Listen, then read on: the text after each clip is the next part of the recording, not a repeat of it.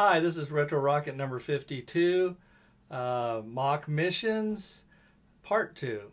This is a photograph behind me of the Mars 500, which is a really great mock mission done in Russia. The Europeans were involved in it, and the Chinese, which in the earlier first part I left out. I think this is great. I have some criticisms of Mars 500, but the fact that they did it is just wonderful. Here's the crew inside their living quarters, you know, maybe a little too serious. And here taking their poses for Chinese New Year, the different animals of Chinese New Year and Kung Fu poses. I love there's kind of a little bit of a humor to this. I think they did April Fools where they faked weightlessness. And, you know, I really like that the Mars 500 had a sense of humor, which you don't think.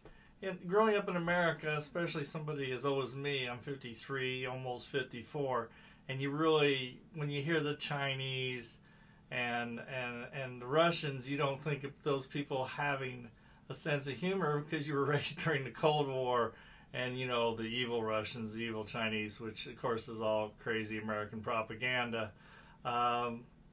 And here we see, you know, they're just people like the rest of us. They have a sense of humor, and they have the same desire to reach for the planets and the stars as we do. And here's my favorite part of the mission, the mock Mars landing, which I just love. Here, I didn't alter this photo, which I've done with some of the ones you'll be seeing coming up. You see the stars in the background and the Chinese flag in the far corner there. But I just love, you know, the Russian mock spacesuits and that they had a little, in the middle of their 500-day mission, they have this brief time where they go down and walk on Mars. You have to love that. It's just fun. Here's one of the Mochanauts, all suited up and really nowhere to go except for their little Mars environment as part of their mission.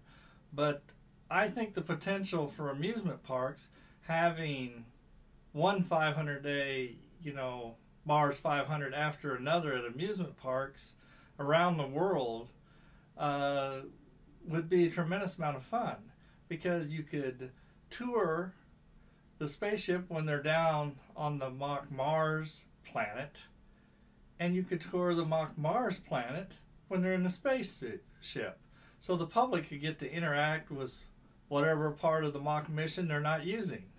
And then that could pay for the mock missions, and we could learn who can stand up to the psychological stresses of this kind of mission, and whether a male-female mix, an all-male, all-female.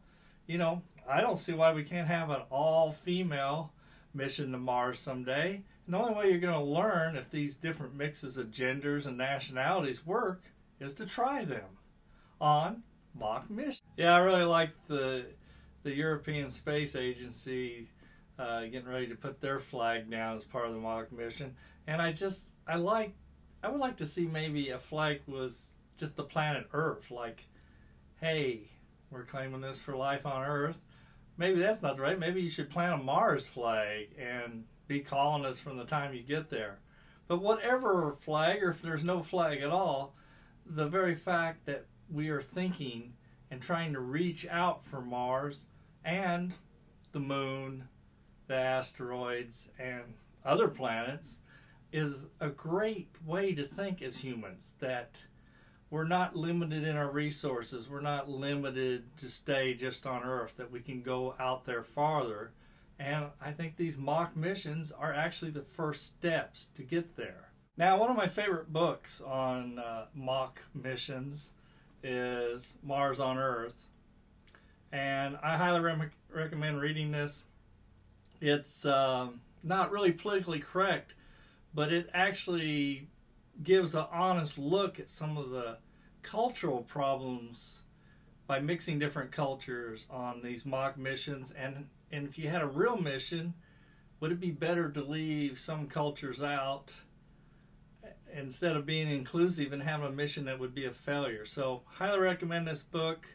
And like I said, not politically correct, but I think a very honest book. Well, here's the gang back on their mock spaceship, getting a meal with a variety of food from their different cultures.